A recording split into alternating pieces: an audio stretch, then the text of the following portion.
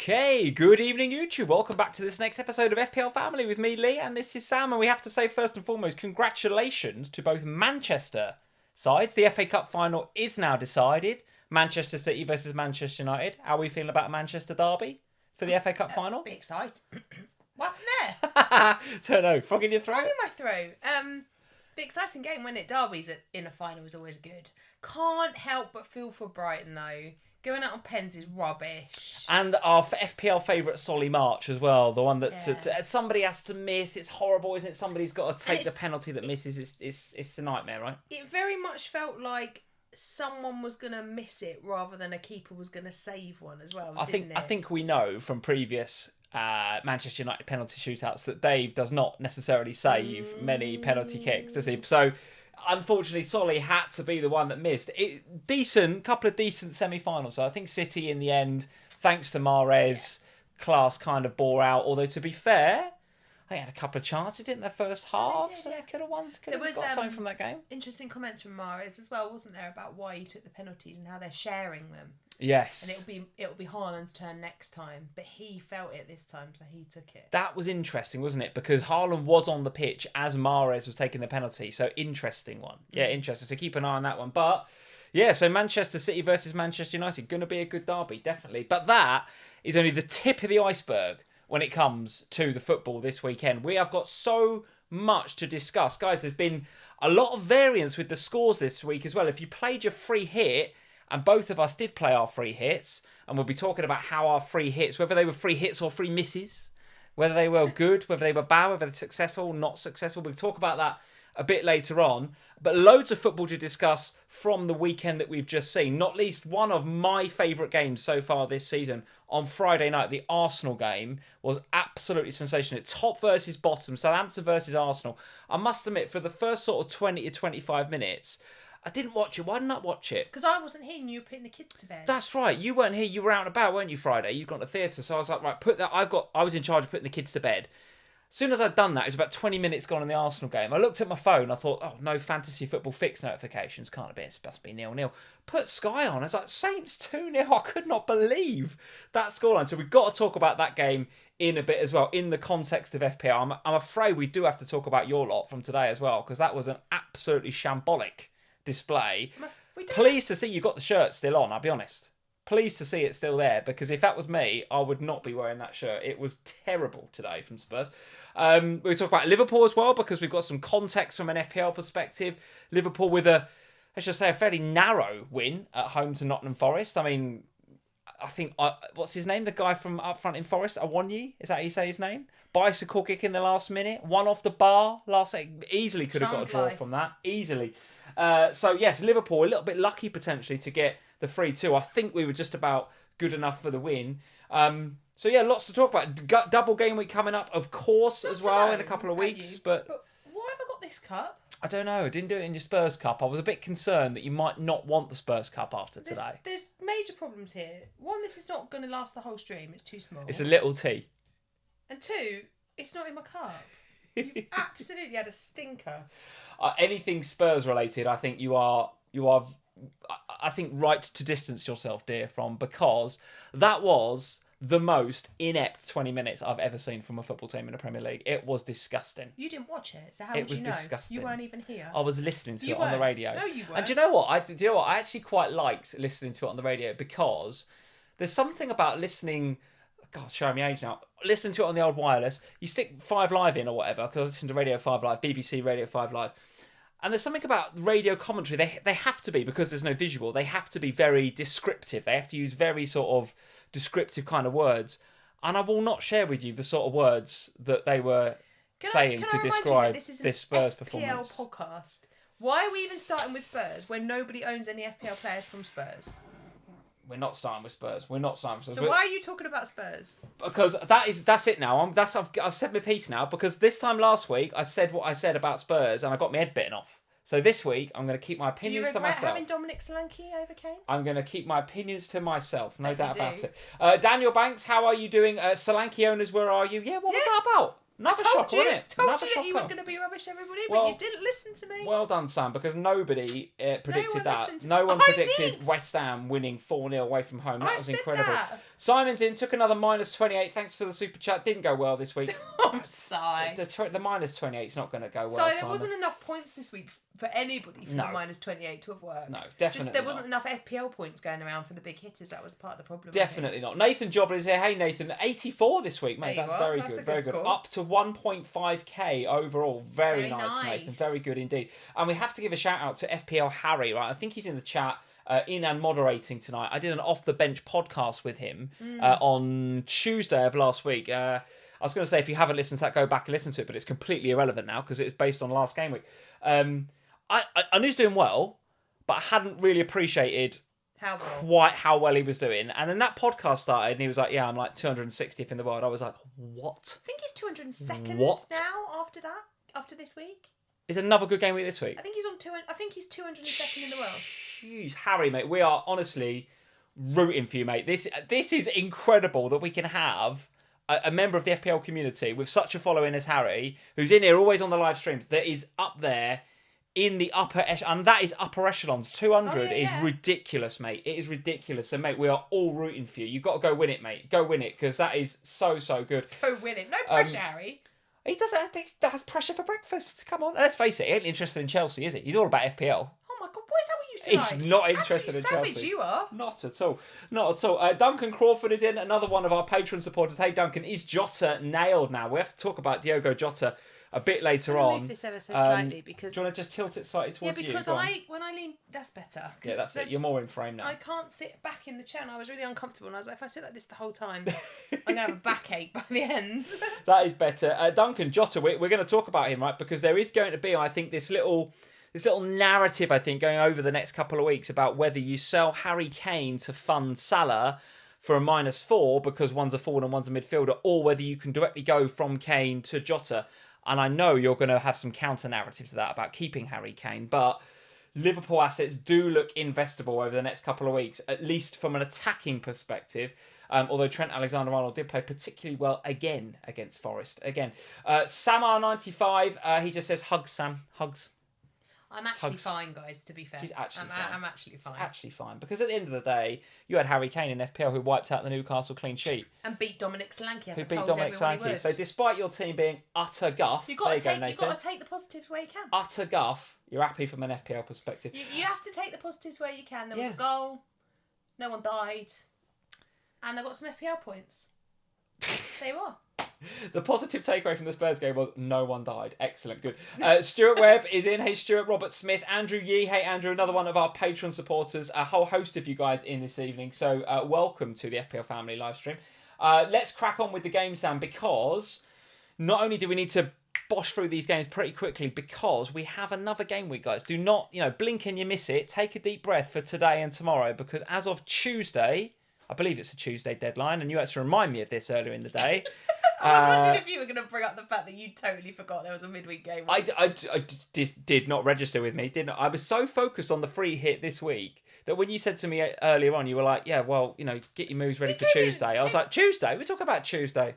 Came back in from you've been out with Max, ain't you, this afternoon? You came back in and you were going, I can't wait to talk about Spurs. And I was like, why are we talking about Spurs? There's literally no point talking about Spurs. Nobody's getting them in for 33.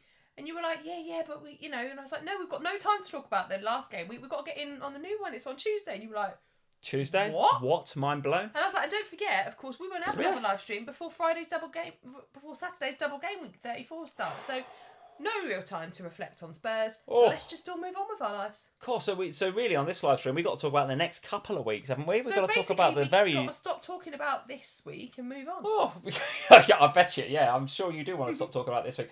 Let's get into some of these games, and we have to start with the game on Friday. It was one of the games of the season. Just an incredible performance from both teams.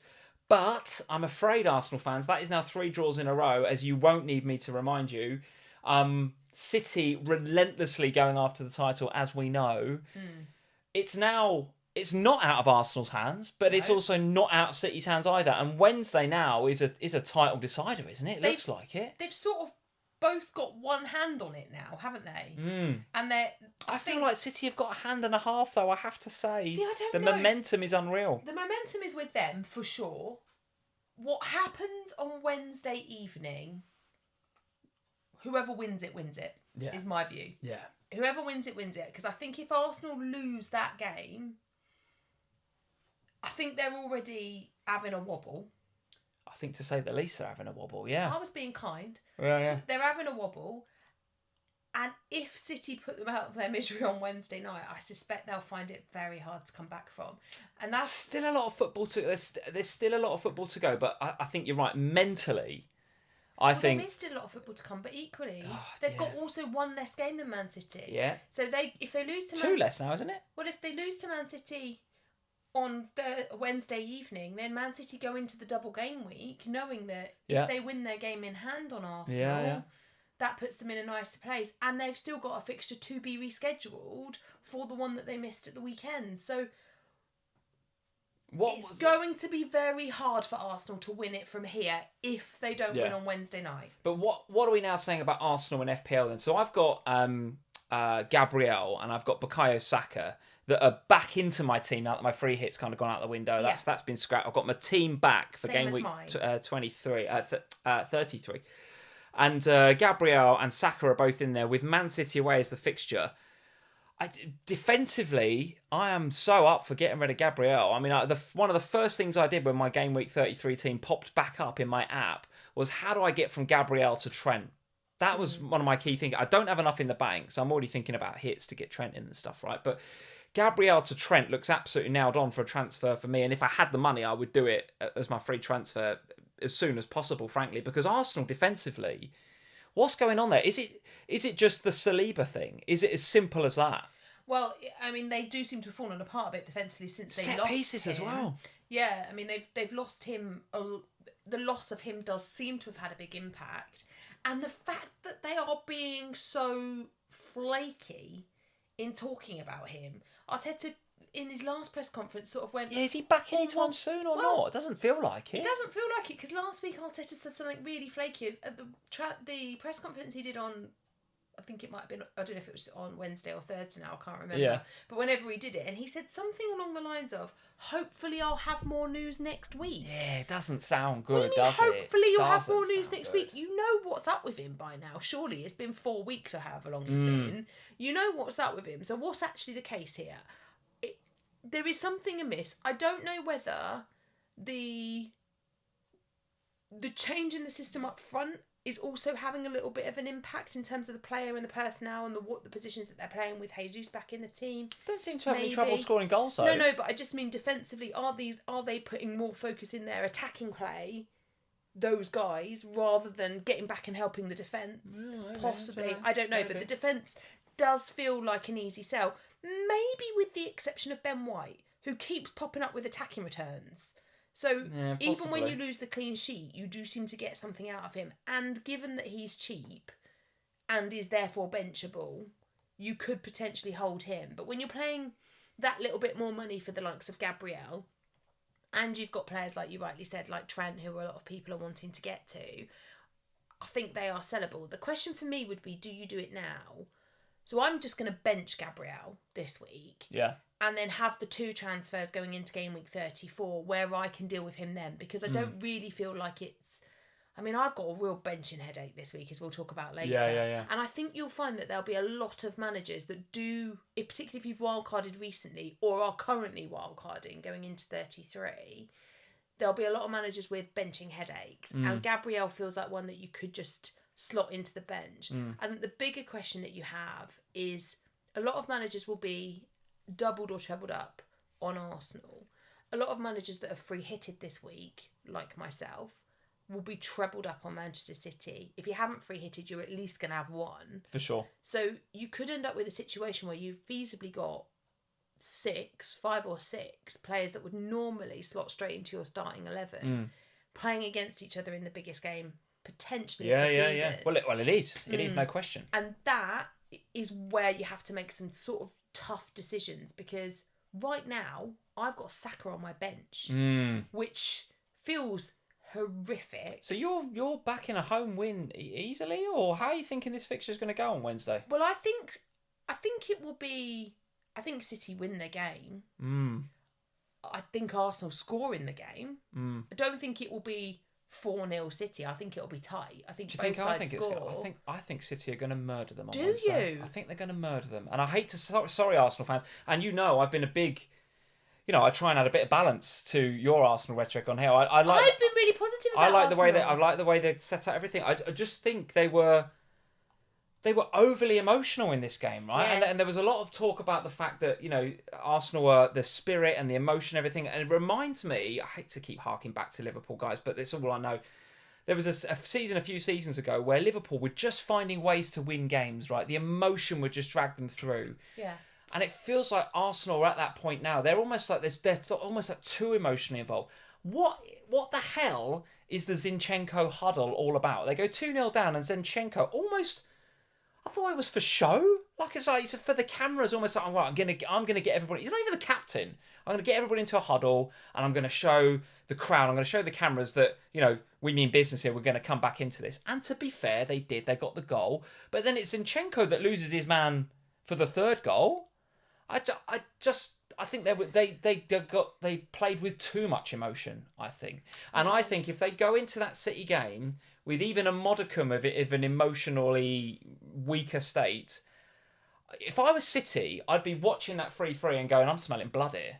I smell blood. Well, they will think and that. Erling Haaland in particular, up against Holding on Wednesday, because Haaland's not a muppet, right? He is going to attach himself. Haaland's not a muppet. He's going to attach himself to Holding, right? Holding was a mess at the weekend, a mess. And listen, seems like a nice guy, right? But he's no William Saliba. It really isn't. And I think if Haaland scores early, or even if City score early, it's going to be a bloodbath, I think. So what are you doing then? Because you're going into this game with Gabriel, Saka, Haaland. That it? Gabriel, Saka, Haaland and Grealish. 4. Yeah. Playing them all? Let's talk about it later. Let's talk about it later when we talk about. But I'm not playing Gabriel. No. No, and I think this I'm is going to sell him if anything. I think this is the thing with Arsenal, because the other thing you have to consider here is that if you sell an Arsenal player now ahead of a difficult game against Man City and use that spot to bring in a Liverpool asset, or Man United, if you don't have Rashford anymore, for example, and you use that spot to bring back Rashford, or you bring in Salah, or you do the defensive thing and you bring in Trent or whoever, it gives you not just a better fixture this week, but the double next week, and then another double still to be rescheduled. And I think that's the way we kind of have to look at Arsenal at the moment. Is the form has dropped a little bit, not the forward players. The form hasn't dropped with them; they're still doing well.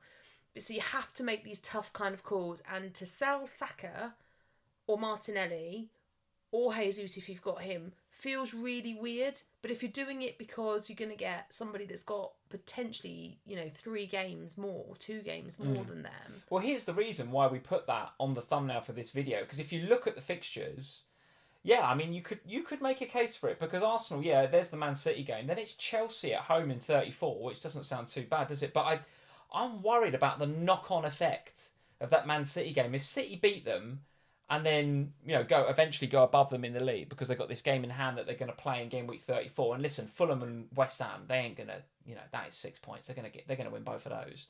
So feasibly, Arsenal could be going to St James's Park, which on the back of today we know is a difficult place to go, and they've got to win. They've got to go to St James's Park and win because City are going to be playing home to Leeds.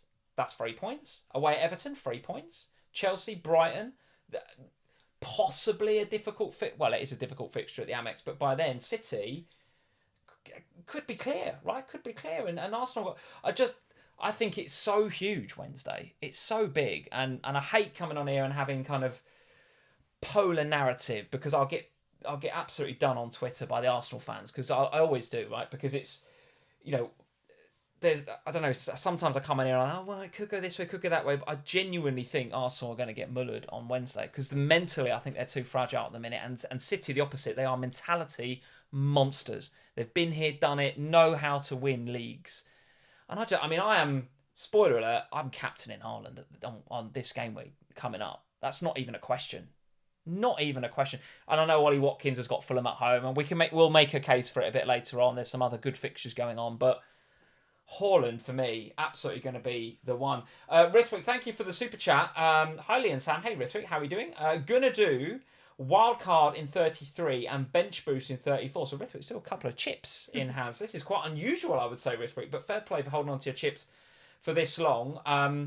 Lots of moves. I'm going to try and decipher what looks like hieroglyphics on my screen here. Watkins and Welbeck / Jota and Solanke. So of those two, which do you like the look of? Watkins and Welbeck or Jota and Solanke? I think I'd just about go for Jota and Solanke, wouldn't you? Would you? Yeah. See, I think I'd... I don't know if Welbeck picked up a bit of a knock in the FA Cup today, potentially. You'd have to keep an eye on that. But if Welbeck's fit and he's a really nice differential, given that Brighton have still got an additional 3 fixtures to play. They've got 9, where most others have got 6. That's true. And if you're going to go for the second, Jota and Solanke, which of these 3 is the best move to fund it? Oh my goodness, there's loads going on here. Raya and a Stupinan to Steele and Pinnock, White to a Palace defender, or Trippier to Shaw. Well, I wouldn't be selling Trippier. No, I don't think you can sell Trippier. You've already spoken about maybe keeping Ben White. I think you've got an issue potentially to keep an eye on with Jason Steele, because of course he's been injured. And Sanchez has taken that spot back. And I thought Sanchez actually played well. He did, despite being on the losing side of it ultimately. Yeah. He kept the saving extra time. Second half extra time was unreal, wasn't it? Yeah. So I think we've got to be a bit mindful of that going into this, is that if Steele's still not fully fit, which seems to be the case, then maybe the midweek fixture might come too quickly for him. So then you need to make sure then that your other goalkeeper is somebody that you're happy to play. So I wouldn't go in with the Brighton keeper. I think I prefer to go in with one of the others. Like, even going for somebody like Leno isn't a horror. I mean, they've got horrible double game week fixtures, so maybe you wouldn't have him as a first choice.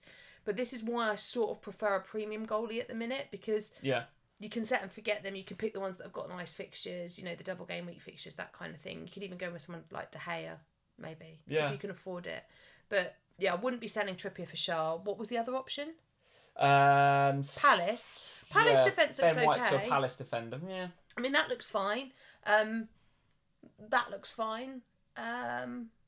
think I'd do that, wouldn't you, given Arsenal's fixtures coming up? Does Ben White to a Newcastle Palace away. defender save you loads of money? I don't know if it does. I think it saves you that much. I don't know if it does. But anyway, Arsenal, looking a little bit fragile, despite the 3 goals. And of course, being 3-1 down with only 5 minutes to go, unbelievable comeback, right? So they did show some strong mentality there, no doubt about it. But Southampton also sort of crumbled a little bit and let those goals in my opinion. And it was a really, really fantastic end to that game. I just think Arsenal are going to come up. I just think City have been looking at this game for weeks. They've been looking at this game for weeks, going, if we win this game, we'll win the league, because the fixtures look so good.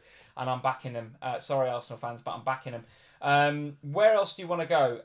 Let's talk about... do you want to do the 6-1 or do you want to do Liverpool? I think we should stick mostly... I mean, happy to do Spurs next if you want, but I think mostly we should stick with the teams that double in 34, so we cover out 34 that's as well. true, actually, because that's a good point. We're not going to be live streaming again. So that's a good point. So when I put the fixture ticket together, I did filter it by game week 34 so that we can see those teams that have double fixtures in 34. So City we've already spoken about, Brighton, Man U, Liverpool, Fulham. I guess we can talk about West Ham and Fulham as well. West Ham, Palace away, City away is their double, and then Fulham is City and Liverpool.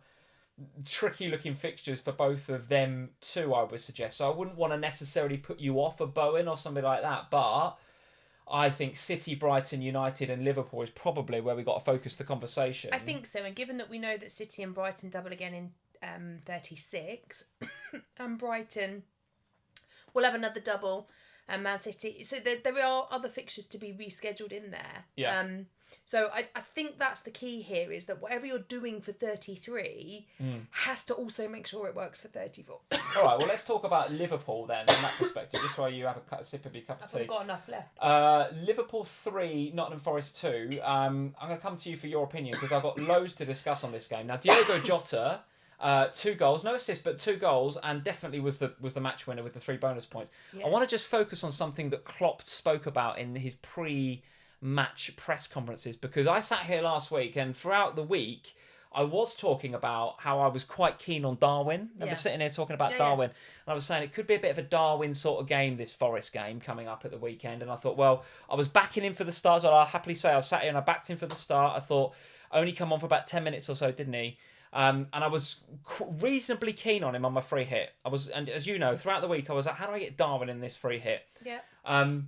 And then on Friday or Thursday, whenever the Klopp press conference was, Klopp put me off him massively, possibly for the rest of the season, because Klopp was talking about a few things. He was talking about, he was asked a question about Darwin Núñez, and he said, counter-pressing is how you get in this team. Those were his exact words. Counter-pressing is how you get in this team. So I read that as Núñez isn't counter-pressing enough.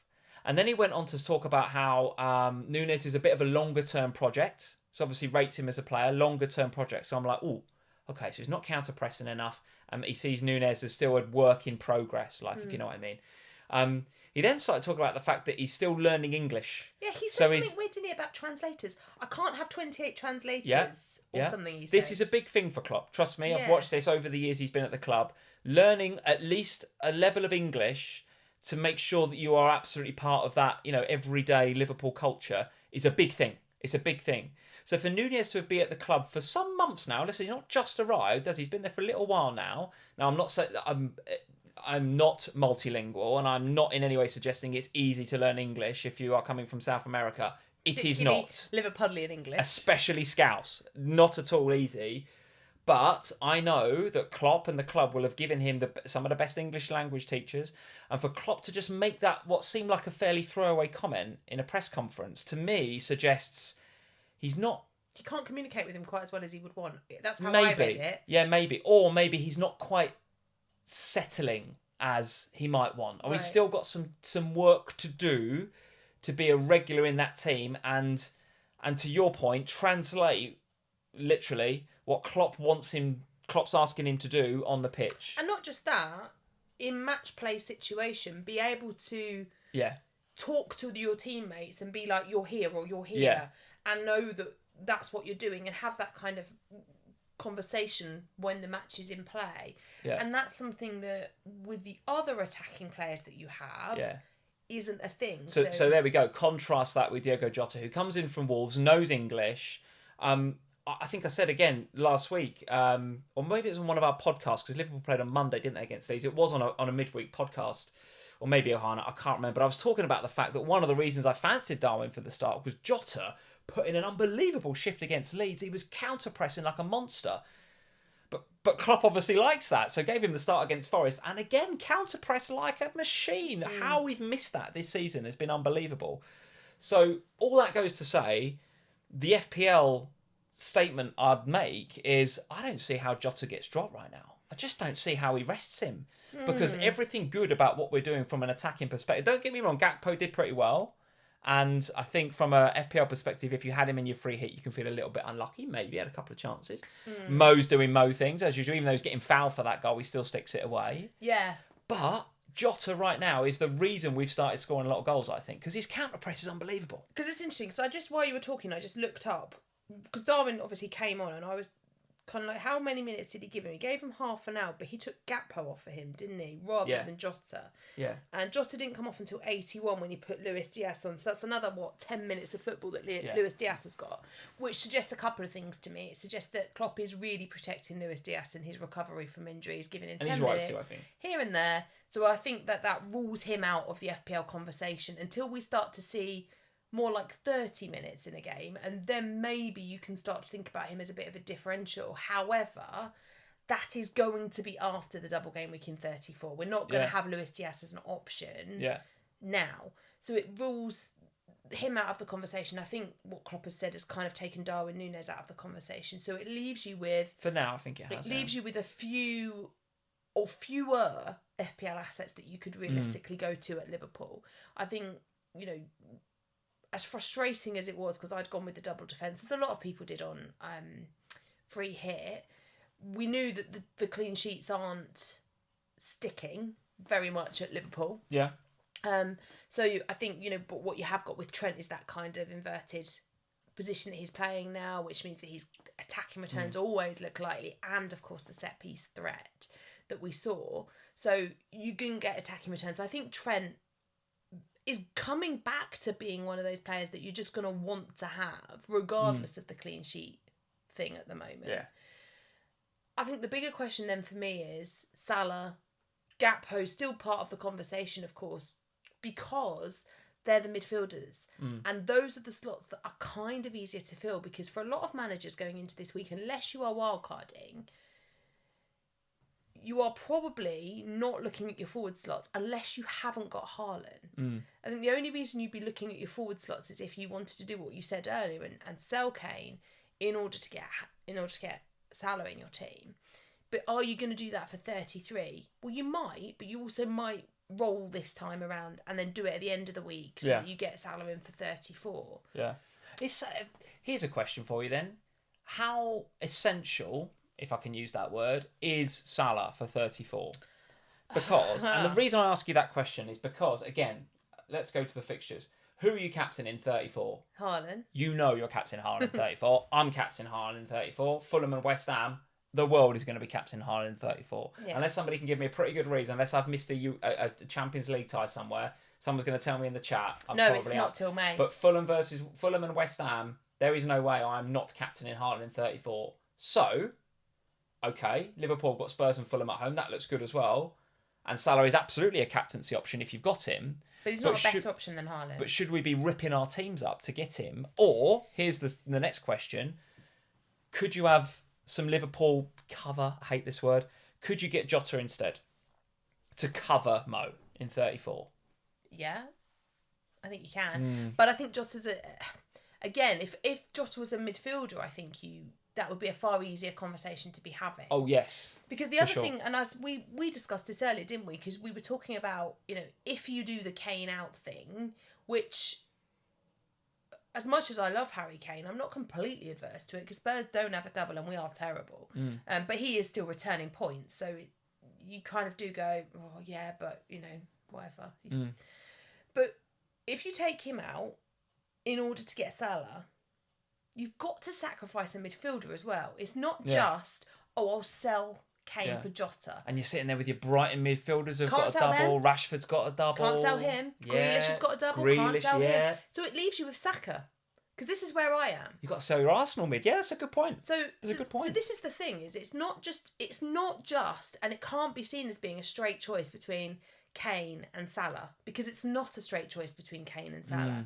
It's Kane plus probably an Arsenal midfielder versus Salah and a cheap forward, probably someone like maybe the Solanke-ish bracket, because you're going to take the money out. Maybe a bit more. You can maybe get to 8. If you're selling a Saka, probably, if you've got a bit of money in the bank. Now, Jota is not cheap, right? I think he's 8.6, 7, maybe 8, right? But the reality is he's more expensive than Saka. So if you've got to spend more on him than you've got from Saka, Kane's $1 million cheaper than Salah. So you've got to have a bit of money in the bank to be able to do this. You might be talking about, you might be able to get someone like Ivan Toney. You might be able to go for somebody in that sort of 7 to 8 million bracket.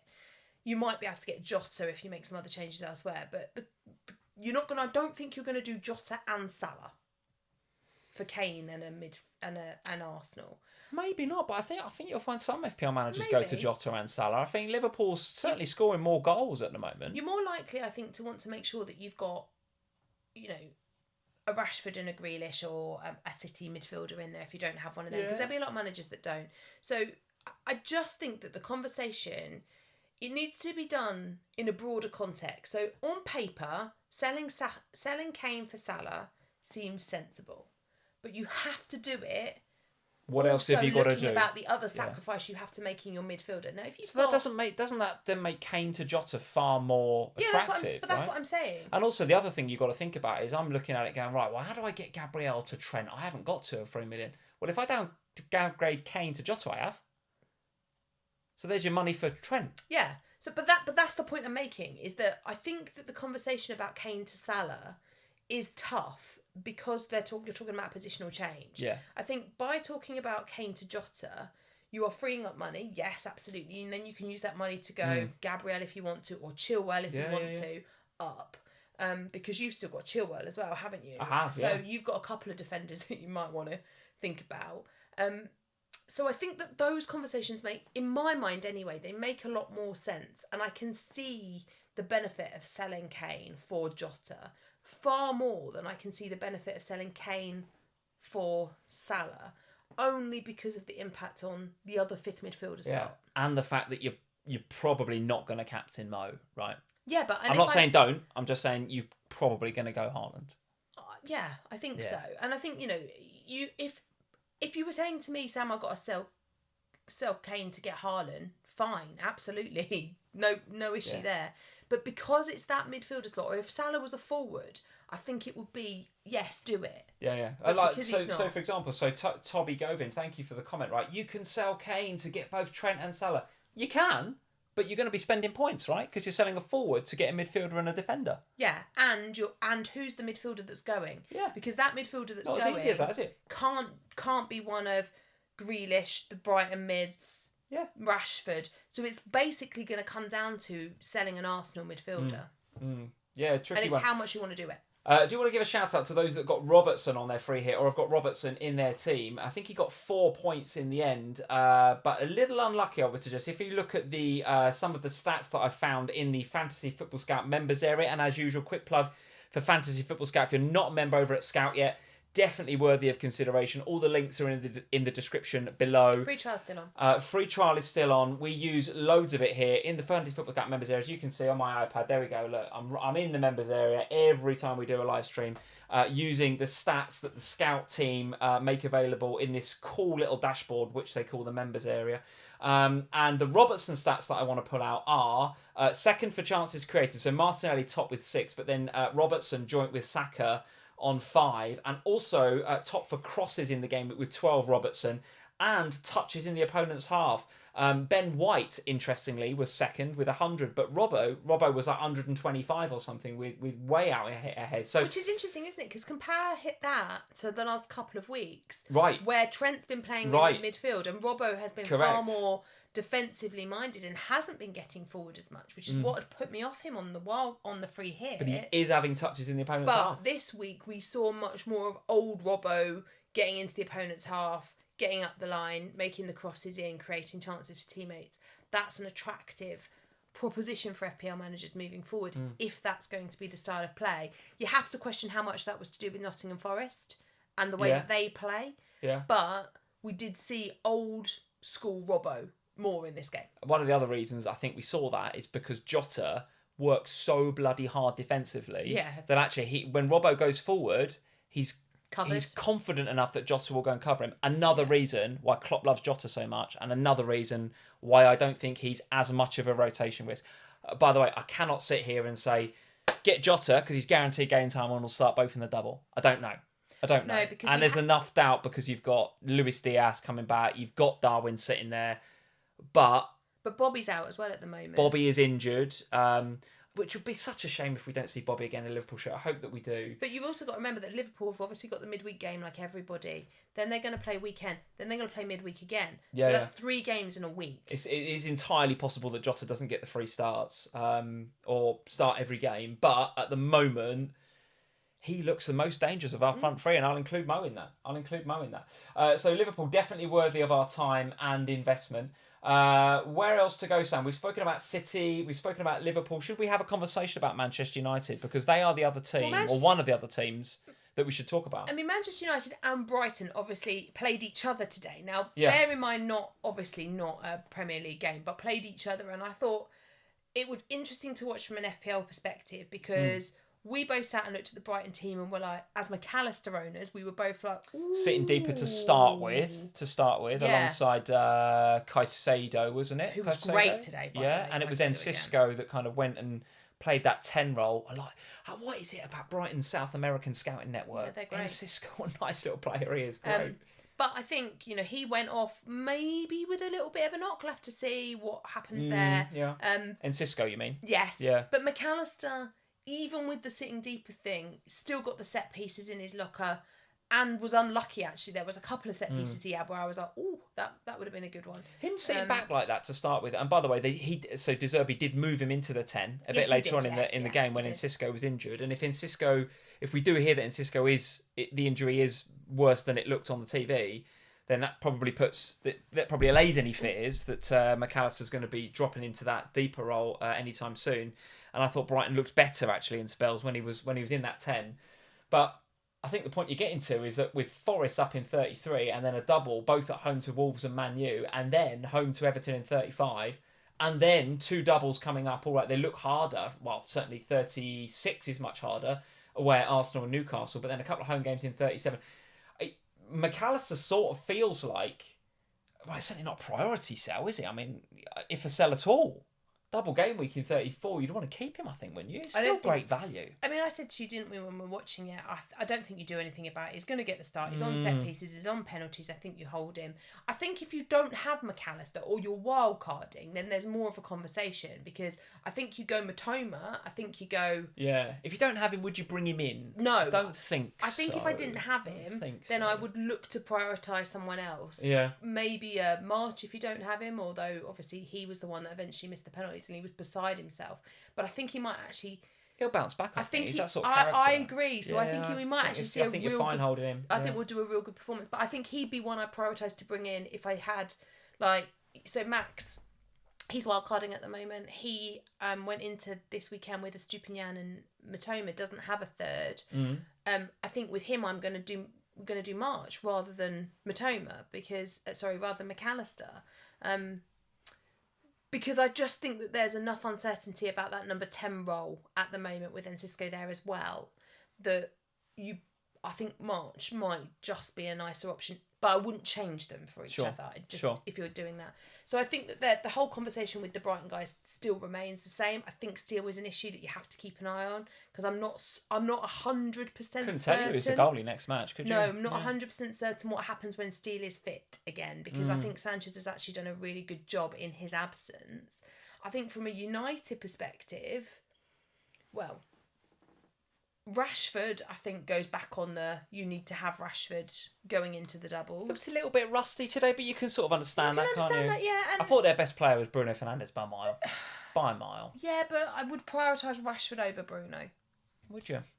Yeah, I think you're probably right. Is that a fear of EO statement, or is that just Rashford can get the goal any time in the game? Yeah, I just think that Rashford's going to hang about in all the right areas. Bruno often does all of the great creative stuff and looks brilliant to watch on TV, but somehow doesn't end up getting any FPL points because he's passed the ball and then it's gone in and it's Rashford that's ended it, or what have you. So, any United defenders or anyone else in that United honestly team? I think the United defence at the moment is a steer clear of, and that's tough. Despite the clean sheet today? Yeah, but there's enough injuries and uncertainty about who might start where. Yeah. Like, I think Luke Shaw, if you want to go back to Luke Shaw, you can, but we are seeing him get less attacking threat, depending upon where he plays in that defence. Yeah. And if he plays in the centre-back position, then you're going to get less attacking Luke Shaw. I think they're better with Casemiro, you know. They are much better with Casemiro. I'm definitely not sitting here saying go and invest loads in Man United defence. And maybe as a David De Gea owner, I've got my United goggles on a little bit potentially. God, that's a phrase I never thought I'd say. With Casemiro there, they're better. Keeping Brighton out is no joke, right? No. They've kept Brighton out today for 120 minutes. That's no joke. I do agree. I think Casemiro is so important to them. But I just think that there are other defences I would prioritise investment in over theirs. And that doesn't mean that Manchester United's defence isn't going to get any clean sheets. It just means that I would look at Liverpool and go, I'd rather have Trent. And I'd rather use that position. Okay. I'd rather have Robbo if I can't afford Trent. I might rather have a Brighton defender if I didn't have one of them. I'd rather look at Manchester City and get one of their defenders in if I didn't have one of them. And that's why I wouldn't, and because of that and the injuries, I just wouldn't prioritise Manchester United's defence. But I would prioritise getting Rashford back in if you've sold him or don't have him. Yeah, okay. All right, so the United and Brighton game did give us a bit of pause for thought from an FPL perspective today, no doubt about it. I think we have to give a shout out to West Ham though, because go on. The fixtures aren't brilliant. Palace away, Man City away in 34. They're not the best fixtures in the world. Liverpool coming up in 33. But what I will say is that their progression in the conference on the Thursday night, I think will be really telling for them. I think that's going to be really important because it clearly motivated them. They won that game comfortably and confidently. And going into the... I was not expecting this, though. I was. So I didn't... No, come on. I wasn't expecting 4-0. West Ham winning at Bournemouth 4-0, you're not expecting that? Not 4-0, but I did think West Ham would win this game, which is why I didn't want to go with Solanke, because coming out of Thursday night, I was like, I think West Ham are going to take some real confidence from this. They look like a team that's starting to find a little bit of the form that we saw a couple of seasons ago when they were really good. Okay. When they made... Well, last season, when they made the conference. But... It was knowing where to go, and I really wanted, and I spoke on the official pod last week about how I really wanted to go with Bowen, but I couldn't work out how to get him in. Couldn't work out how to get rid of.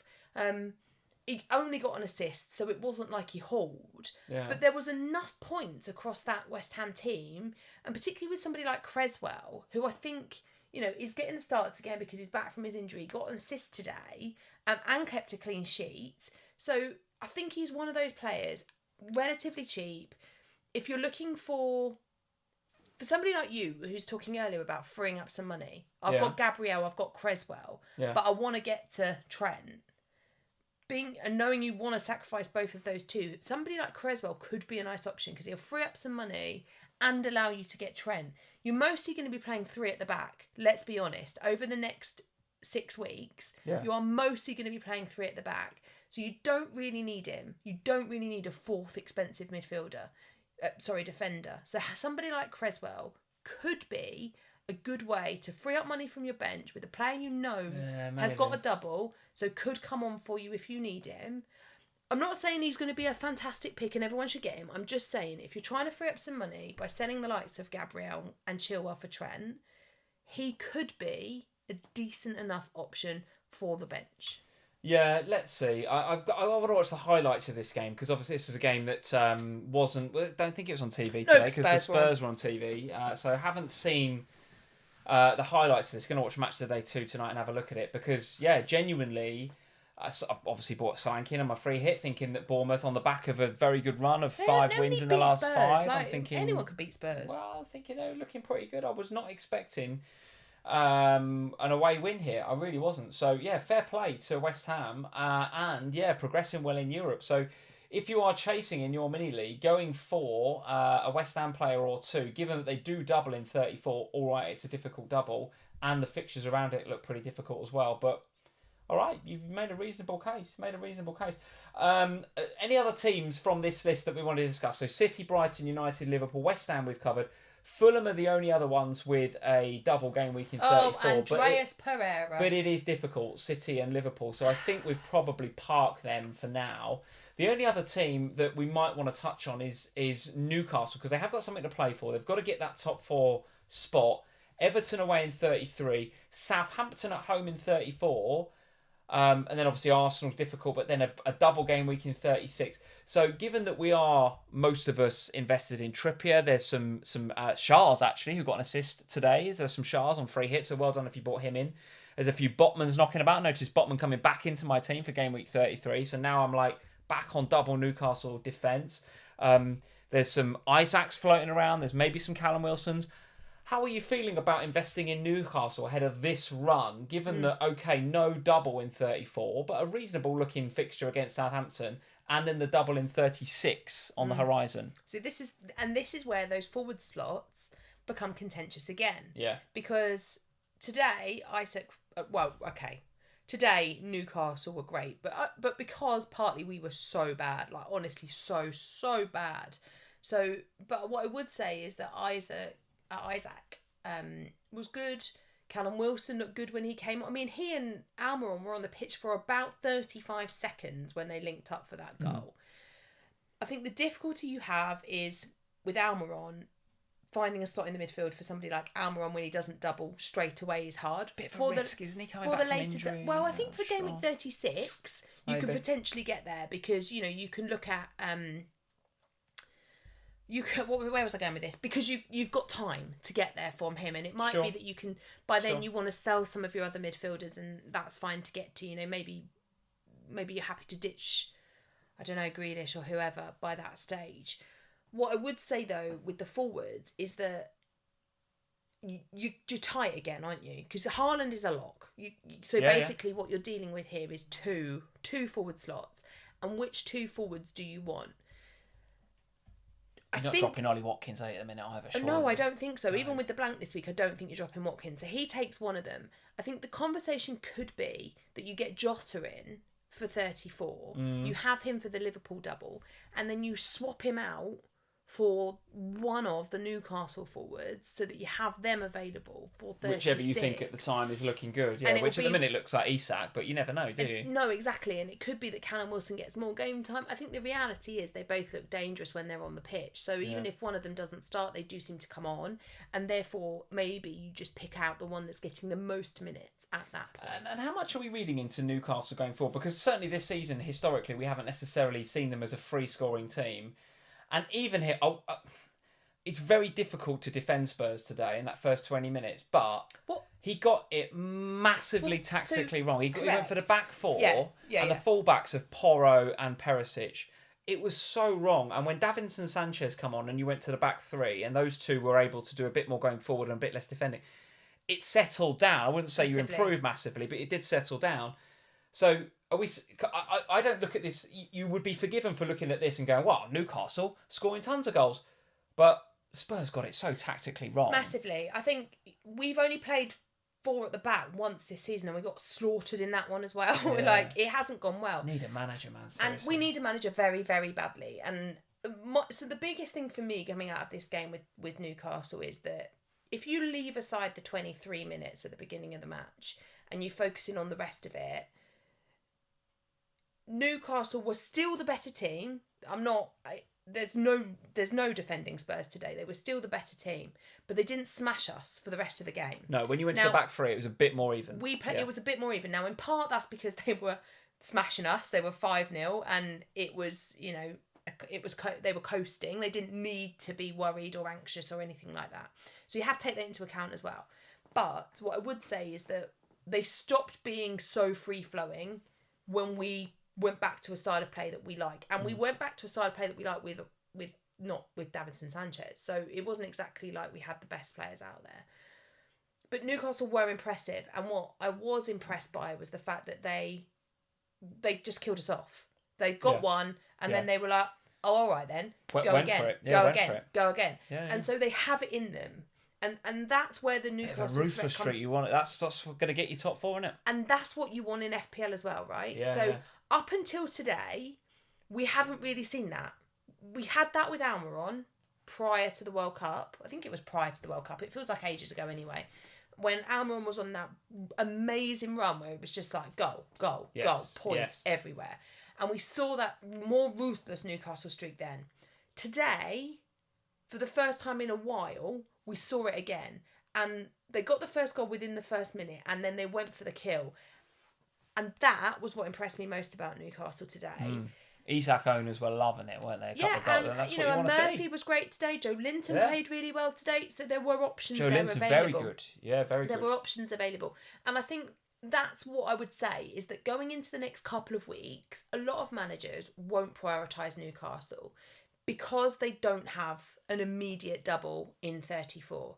But I do think if you're wildcarding right now or you're wildcarding going into 34, having a plan in place that says, okay, well, I'm going to get Jota because he doubles in 34 if that's your choice. But for 35, 36 towards the back end of the season, I'm going to switch him out and I'm going to go with Isak or I'm going to go with Callum Wilson. And knowing that that's kind of where your thought process is going. You don't have to stick with it. If Newcastle don't do this again, if they don't show that ruthless streak again, but they have got the fixtures to show that ruthless streak. The only thing I'd say is that we saw some fight from Southampton on Friday evening against Arsenal, and we saw a little bit more fight from Everton this weekend in a very boring game against Crystal Palace.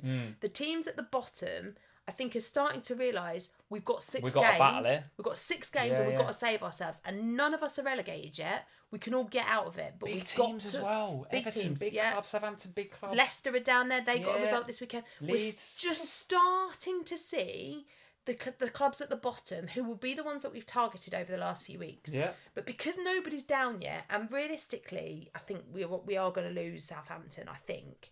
I don't think they're going to get enough points between now and the end of the season. But the other 2 slots still are more contentious. And we're starting to see like West Ham getting a big win today, like moving themselves away from the relegation. We've seen it from Palace over the last couple of weeks. Even the Forest could have got a draw at Anfield this Absolutely, weekend. They were far better away at Anfield than they have been away from home all season. Yeah. And so I'm just kind of in my head thinking Newcastle might go into those games thinking these are games we can pick up 3 points to secure our top 4 status. But equally, Everton and the like are going to be going into those games thinking we need to secure those 3 points to secure our Premier League status. Yeah. And that's where the end of the season goes a little bit balmy. And there's always a couple of random ones. It's the bit you love the most. Yeah, this is the bit of the Premier League season that I really enjoy because we start to see clubs fighting for their lives, and that's always great. You're absolutely right. So just let's be mindful of that. They're going to have a big say on who gets relegated. Newcastle, Everton, Southampton, Leeds, Leicester all still to play, and then they've got a big sort of 6-pointer against Brighton in there as well, which could determine some European spots. And Spurs collapsed today because we had our tactics completely wrong, and because the person in charge at the club isn't there permanently. We need a permanent manager. The guys that are going to go and visit Newcastle, or Newcastle are going to go and visit over the next few weeks, those managers are invested in keeping those teams alive. Stellini's just holding the fort for us until a new manager arrives. Yeah. Maybe let's not go into it, but your managing director leaving in the week because of his ban, and you've got... He's been gone for a while, though.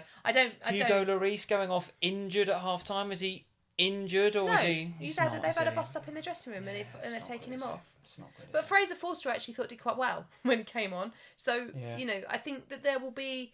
Spurs is what it is. I don't think we're investing from an FPL perspective. I mean, unless it's Kane, and I think if you want to hold Kane, and I will hold him this week because I want 2 transfers going into 34. Yeah. So that's fine, but I think there is a conversation to be had around Kane. I mean, he's still the second highest scoring player in the game.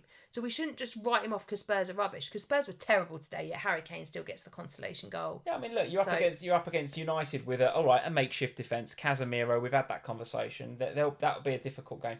You go to Anfield, difficult game on paper, but we do give up chances. Nottingham Forest just scores 2 against us, for Christ's sake. Then it's Palace at home. Then it's Villa away. That's a difficult one on paper. Again, in fact, defensively, you'd argue that's probably up there with United as your most difficult game. Brentford, Leeds.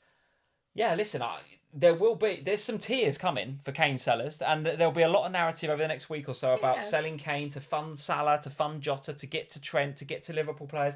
There's some tears coming, I tell you. Well, Kane, without a doubt, he's been ticking over all season. The reality is that Harry Kane will score a number more goals between now and the end of the season. So the conversation is, how many goals do you think he's going to get? Because let's be honest, if Spurs score goals, Harry Kane's getting them. That's how it is at the moment. I don't see anybody. I know that Son's had a couple in the last couple of weeks, but he's not been consistent like Kane has. I bet Richarlison was absolutely buzzing to come on at 5-1, wasn't he? But this is another thing that I was raging about. Richarlison's got fight. He's got grit. We needed that today. We needed that type of player out there on the pitch today to fight for something. Put him on earlier. Just for God's sake, appoint a manager. At this stage, I don't even care who it is that you appoint. Just give the job to somebody now, because in 6 Who's it going to be, briefly? Because we've got to get to teams. Who knows? Nagelsmann, linked again. Why does Nagelsmann want to come to us? Did you watch us today? It is shambolic. I mean, did you almost say something else then that began with "sh"? Yeah, not I did. Shambolic. It was nearly a show. That'd have been your first swear on FPL Family live streams. That's how bad it is at Spurs, folks. I'll do it. I'll do the damn job. I'll do a better job because I won't stand for any of this nonsense. If Nagelsmann wants to come, just pay him whatever needs to be paid and get a signature. If he doesn't want to come, move on. Get Poch. Get whoever else it is that you're going to get. Get Chelsea. For God's sake, don't let Poch go to Chelsea. I will actually cry. It's not all well at Spurs. That is a fact. And I've got no tea left. So Spurs are crap. There's no tea left. It's all going Pete Tong. And we've eaten all the Easter eggs as well. There's no chocolate left. And all the Easter eggs have been eaten in the Bonfield household as well. Before we get to teams, a quick shout out to our patrons. We mentioned a load of them early on in the live stream. So we've got Duncan and Harry and a whole host of the guys are in. So guys, if you want a little bit more FPL family in your lives, then patreon.com/FPL family is the place to go. Links are in the description below. We do an extra weekly exclusive podcast, usually on a Friday, but we tend to kind of time it in the week depending on when the deadlines are. for our Patreon community. We make that available exclusively to Patreon supporters over on the platform. There'll be 2 this week. And there will be 2 this week because lots and lots of games, lots of FPL deadlines coming up thick and fast. If you want bonus podcasts, like I say, if you want entry into our Manager of the Month competition, if you want to come and join us on Slack, we have a great community of not just Sam and I, but there's loads of the guys that are in the live stream will join us over in the Slack as well, in the chat. If you want one-to-one Zooms with Sam and I, loads of good stuff, guys. So patreon.com/FPLFamily. That is the place to go if you want to come and support us over on Patreon, and if you want a little bit more of FPL Family in your life. And a quick update for the April Manager of the Month competition. Now, this is before game week 32, so this was coming into 32 because I haven't yet updated the spreadsheet because the game week has only just finished. But at the end of game week 31, it was Martin Sarling with 295 points currently leading the way. Then it was James Matthews with 292. Piotr is in with 289. Piotr, I hope I've said your name correctly. I'm pretty sure I haven't. But yes, congrats to Martin. He was top of the shop with 295 points going into game week 32. We will see, Sam, who is now top at the end of game week 32. Spoiler alert, it's not me or you. It won't be me or you. I'm pretty sure about that. But if you want to take on Martin and James and Pietro and Sam and I in our monthly Manager of the Month competitions, then patreon.com/FPLFamily is where you can find out more information about that. And the reason it won't be you or I in that top 3 is because we had fairly average looking free hits, didn't we? Talk us through yours first and foremost. It is a green arrow. It's not to be sniffed at, but were we hoping for a bit more out of your free hit potentially? I mean, to be honest, I just hope for green. Like, Yeah. I know that's probably not 64 is okay. Not the right That's thing all to right. say, but free hits are one of those things, aren't they? Where I don't really like the free hit chip, and I'll tell you why. Because I get stressed. I get really, really, really stressed. As the Ohana guys will testify Will have to. heard, yeah. Because I did the Ohana this week, and I was stressed because when you have It's a this stressful chip. yeah, and when you have the wild card, it's for a multiple period of weeks. So you pick these players and you invest in them because And if it goes bad, you say, well, that's for a few weeks. it's for fine. life, not just for Yeah, Christmas, it's fine. all that. It's Well, it's free free hit. hit. It's like, right, it's gone badly. That's it. It's dead. You're dead to me now. But so the point is, I was really stressed and making changes to the team. I am fairly pleased, actually, in many ways. I think there are a number of players in there that I'm a little bit disappointed with. So, Moreno going off the minute after the goal was conceded. That's a hard one to take. I was like, oh, that's a shot to the Yeah. heart. You took great Yeah. pleasure in telling me that had happened as well, didn't you? Obviously, Trent getting an assist is great. My going back to the double Arsenal midfield, that worked on Friday evening, so that was good. Salah Yeah. as captain, that was fine. Eze, that slot was contentious. I hadn't fully decided on whether to stick with him. I wanted Bowen as well. He was Yeah. another option. I should have gone there. Andreas 10, that's a hard one to swallow, isn't it? Andreas on the bench Yeah. with 10, and I knew it as well. I said to you, didn't I? I'm benching Andreas. I don't want to. It was Leeds, wasn't it? It's Leeds. It was Leeds. And Should have just known it. and I think the Eze recent weeks history. Bit of recency bias creeping in. Yeah, maybe. And we all had it. And I probably should have thought, and also it was Everton, so I thought, they're rubbish defensively, so we'll go there. I was surprised Ollie Watkins didn't return. I expected a return a from rare him against blank from Brentford. him, Yeah. yeah. And then obviously Jesus with the blank, I was really surprised about. Maybe on reflection, I should have looked at going with Jota, but I wasn't certain. I think just you didn't can be... feel conscious. I didn't feel... You can't regret the Jesus decision, in No, my no, opinion. no, because absolutely he's, again, looking at the scout members area, he's top for XG underachievers, and you didn't need the stats to tell you that, actually, when you looked absolutely. at the game. And it was Southampton, so I was not going to go Yeah. without him. Yeah. And- XG delta of 1.14, should have scored. Should have scored. But his was the position that was up for grabs because I was always having Kane and I was always having Watkins. So it was just that Jesus position. And it was only really Jesus or Jota. They were the only two that I looked at. And I didn't really fancy Jota because I felt that there was enough uncertainty. Well, yeah, and I was peddling a bit of that. I mean, Saturday You last Sunday. peddled a lot of it. Yeah, honestly, I was like, he's put in a shift against Leeds. I remember telling you during the week. Yeah. He's put in a shift there. And I reckon this is more of a Darwin game against Forest. Yeah, you told and me that a lot. It wasn't until that Klopp press conference where I was like, Now and I I'm didn't off see of you Darwin. after that, to be fair, because I'd gone out with Yeah. my mum for the day and we'd gone to the theatre Yeah, in the yeah, evening. And I was just But like... even then, I was like, I'm off of Darwin, but I don't know if I'm on Jota. No, I know, yeah. But so, yeah, if you went with Jota on the free hit, fair play. So, Brilliant I mean, move. look, I think it's about 8k of Green Arrow, so it's not That's an right. insignificant number, and it's, you know, it's a climb nonetheless. And I think going into the next game week, I've got more potential benching headaches with, like I had with Andreas this week, but I didn't fancy Newcastle to keep a clean sheet, so I benched Trippier. I do feel a little bit Jam. No, I don't feel That's jammy. jam. No, it's not jam. I feel 6-1. I feel a little bit relieved that he didn't get an attacking return, because that was my concern. 6 goals, no involvement for Trippier, I thought, and the clean sheet's wiped out with a consolation goal from a striker you've got. That's jam. I don't think keeping Harry Kane is jammy. It's jam. I think that's just sensible. For the people that sold him, you're idiots. That's not aimed at you guys. That's just aimed at this one. And yeah, no, I think, look, it is what it is. I just didn't fancy the clean sheet to stick. I thought we would go and score, which is why I played Kane over Trippier. But when they were scoring 6 goals, every time one went in, I was like, oh, who got the assist? And every time it wasn't Trippier, I was like, oh my God, a bullet has been dodged. So yeah, Green Arrow, we take it, we move on. Yeah. And I feel like you're disappointed with your free hit Green, but I don't feel the same. I just feel like, yeah, it's another Green, let's go. Yeah, no, it's good. A little bit, yeah. So here's me, 68 points, up to 58k, which again, yeah, listen, I think it's about a 8, 9, 10k rank rise. So I'm not upset about it.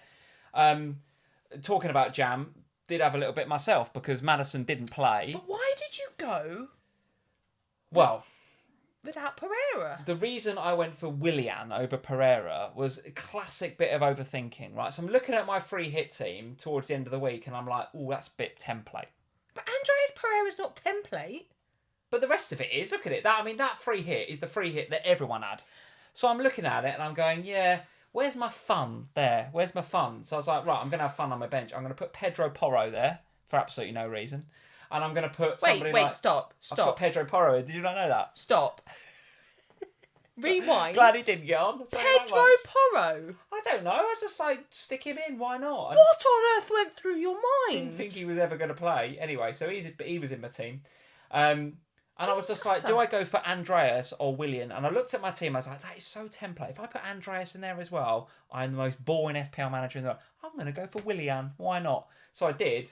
And yeah, shouldn't have. Because Andreas got 10 and Willian got 5. And actually, if we talk about jam, that is jammy. Because Maddison would have blanked. No, he wouldn't. He'd have taken a penalty. Oh my Come God. off it. He'd have missed it. Shut up. Maddison's terrible. God, Why have you called Maddison anyway? Don't give me that rubbish. The reason I went Maddison was because I felt Dean Smith's first home game, he comes into the club, they've got to play City straight away. No expectation to win. Yeah. Home game against Wolves, there's an expectation, right? And he was, all through the week, he was, right, I want the crowd to be with us, etc., etc., etc.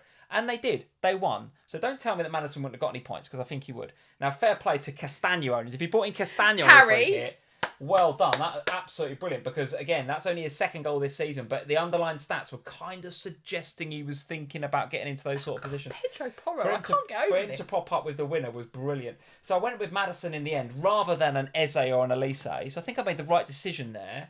And I just thought Willian, he was like 0.5 EO. I was just like, well, if he gets a goal, I'm laughing. But and he got an assist, that's all right. But Andreas got a goal. Yeah, whatever. Anyway. You'd have been in the top 50k if you'd have had Andreas. Yeah, whatever. Well, anyway, there's my very template looking team. Not much else to say other than, the Trippier's a bit annoying, especially because it was Kane. The front three, I mean, a lot. I'm going to go out there and say most free hitters this week would have gone with Jesus, Watkins, Solanke. That was the template front three, I think. I know you're turning your nose up at it, but if you go on Twitter, I know it was. Right? I just never understood the Solanke thing. And it just never worked, did it? It didn't happen. None of them. And you wouldn't rewind to Friday morning, and I think I'm not surprised about Solanke, but I would have been really surprised to see a Jesus and Watkins blank. Yeah. Really surprised. The only striker that really featured in a lot of free hit teams, I think, was Isak. I don't think Jota. If you brought Jota in, fair play. I'm not Great sure shout. that Isak appeared in that many free hit teams. I think he's appeared in a lot of non-free hit teams because a lot of people had him. Yeah, maybe historically. Yeah. I think he would have potentially been one. A couple of Iheanachos out there, so well done if you had Iheanacho. Maybe. There's a few out there, but anyway, the template free hit front three just sank like a stone. Jesus, Watkins, Solanke, absolute nightmare. But overall, it's green, so we ain't moaning, right? And we're moving on to next week. What does your team look like for next week, just to wrap up on that? What's your game week 33 team? I actually haven't done a what's it for this, so we're going to both look at our phones now and have a look at what our bus teams look like for next week. Here's mine. So my game week 33 team coming back in. So yeah, look, there's my 3 Brighton coming back in against Forest away. I got Estupinan. So what is your team currently bus team set up as? Read it out. So bus team for game week 33 is Raya back in goal away at Chelsea. Double Newcastle defence, Trippier and Botman, which against Everton doesn't seem too bad actually. Estupinan. And then my midfield is Grealish, McAllister, Mitoma, Rashford. And then Hall and captain, Kane and Watkins up front. My bench is my Arsenal players. Listen to this for a bench. De Gea, Saka, Chilwell and Gabriel. How's that for a bench? It's not dissimilar to mine. Go on then. So I'm still debating whether I should play Everton over Ederson this week. Everton's got Leeds and Ederson's obviously got Arsenal. But at the moment, Ederson's in the bus team. Back 3 of Trippier, Estupinan and Trent. Midfield. Got Trent in already, haven't you? Yeah. Oh, jealous. Yeah, jealous. Go on. A midfield 4 exactly the same as yours. Rashford, Grealish, McAllister and Mitoma. And then a front 3 exactly the same as yours with Kane, Watkins and Haaland as captain. So the only real difference in our team is Trent and Botman and the goalkeepers. That's it. And then I have bench of Saka as well? I have a bench of Saka, Tyrone Mings, who I desperately want to play against Fulham. You've got to play Mings. How? Got to. I have to bench Kane to play Mings. Do it. Oh, shut up. I'm going to Spurs. I'm not benching Kane when I'm at Spurs. Stop it. And Gabriel. Yeah. And potentially Ederson if I decide to play Everton. What is my life? Mings at home to Fulham. I'm not benching Harry Kane. That's clean sheet. At a game that I'm going to... Can you imagine me turning up at Spurs on Thursday night? I thought you had this rule where you captain the Spurs player if you go and see them. Are you going to captain Kane next week? I have this rule that I captain a player I'm going to watch when the team aren't in disarray. There's a caveat to that rule, which is the team have to not be utter trollops. The other thing is that I'm going basically to torture myself on Thursday evening at the Tottenham Hotspur Stadium. There best be donuts, guys, at the Tottenham Hotspur Stadium because I'm going to need about 5 of them in order to survive that match. Wow. If anyone sees me, just, come and give me a hug. I'm probably going to need it. You got to hope that United are still knackered from their 120 minutes from today. Because... Is it really bad that I was hoping that they'd all, get the flu this week? If they could all get the flu this week, but be back for game week 34's double, that would be ideal. If it makes you feel any better, Duncan is the same as you. He's got Ming's second bench right now. I have difficult, 2, Duncan. I just don't know what my life has become. Yeah, difficult. Well, there we go, guys. That is it for another FPL family. Thank you for joining us this evening. Sam, what is coming up this week? Will you tell the folks, as well as 2 FPL game week deadlines before we next see you here on FPL Family next Sunday? It's going to be a busy week. It is such a busy week for us. So tomorrow... there'll be an Ohana podcast for the patrons ahead of game week 33. Bonus Ohana. Yes. As well as a official FPL pod where we'll be joined by Harry. And I am so excited to be joined by Harry. Is Harry coming on the official pod? Yeah, This is it now. He's going, he'd be on everything now, won't he? Is he 200 So to be fair, Harry's been scheduled to do this pod for ages. What a legend. It's just so happens that he's like green. I'll tell you what, he was so good on off the bench last week because you just knew he wanted to go, I bought in Solanke and that was, I'm just so good because I thought in Solanke and he just didn't. He's such a humble, nice guy. Yeah, but what's he going to do this week? He's got to talk about Castagna on his free hit, hasn't he, as well? Do you have Castagna? Oh my God, this guy. Yeah. Just ask him what moves he's doing and copy it. He's so good at it. So we've got Harry on the official pod tomorrow. And then, because there's no off the bench this week, so we've got 2 official podcasts. So there'll be another official podcast on Friday. He is in the chat. There he is, Harry. There'll be another What's your rank, Harry? Put it in the chat. I think it's 202. And then everybody get the hell off of this channel and go and follow Harry because, oh my God, 200. There'll be another official podcast on Friday to prep for game week Bloody 34. hell, is there any day you're not podcasting? And there'll be another Ohana on Friday to prep for 34. You're going to tell me we're on Sky Sports on Saturday, And we're on Sky Sports on my God. Saturday. Ooh. And I'm at Spurs on Thursday night, and there's something else I was going to say. And I've got 2 Zoom Patreon calls in this week as well. Wow. So if anyone sees me at Spurs, I'll be maybe asleep if we're really boring and in need of a hug. You need that sugar high, the donuts. Buy me a donut, come and give me a hug. And for God's sake, don't put Pedro Porro in your team. When I look back at this season and I get like, sometimes FPL has that kind of like review of the season. It's going to be, here's all the players you had. Oh, I know what you're going to look at. I was just looking up there and thinking, the good team on paper guys, when they email us at the end of the season, like, you're going to have Pedro Porro in They're going to be like, yours. would you like another one of these pictures where it tells you all the players you had in your team? I'm going to be like, yes, please, guys, that'd be very nice. And I'm going to be like, Pedro Porro, -1. That was his net contribution to my FPL team this season. -1. It would only have been made better if he'd have come on. Can you imagine? Put me in, there's a bit of a laugh. I need to come on. Unbelievable. Anyway, guys, that is it. Busy week, right? Do not miss the deadline on Tuesday. Like I was going to before I spoke to you earlier in the day. Good job that you're married to me, isn't it? Good job I'm married to an FPL expert because... Were you married to Harry then? Yeah, that's right. Yeah, correct. Yeah, so don't miss Tuesday's deadline. And then, you know it better than I do. What's the deadline after that? Saturday, I assume, because we're on Sky, right? So you've got a Saturday morning deadline of 11 o'clock as usual. We'll be back this time again next Sunday at the usual time of 8:30 when we will have had game week 33. We'll have had... Midway through 34. 34 will be underway, but not finished. So Christ knows what our overall ranks are going to be. It's going to be carnage this week. Harry's going to win this thing because... he's a legend and he just is now going to win this thing. Well, he can't rely on Chelsea to win anything, so he's got to win it himself. It'll soften the blow when Chelsea get relegated. Chelsea aren't going to get relegated. He hasn't got to worry about that at least. They are safe. I don't know, are they? Have they got 40 points? I'm not sure they have. Oh, stop it. They must be... How many points have they got? Saying. They must be mathematically safe. I don't think they're mathematically safe yet, Chelsea. I don't know why we're having this conversation. Guys, leave us a like before you go. Podcasters, thank you for all the listens on the podcast. We've had such a good response to the voice notes. 39, I'm telling you, they're not safe, Chelsea. They're not safe, Chelsea. Podcasters, thank you for listening. YouTubers, thank you for tuning in again to FPL Family. Leave us a like before you go. Subscribe, all that good stuff. And we'll see you this time next week when anything could have happened over the course of the next week. Anything could have happened. I might even have Pedro Porro. See you soon, guys.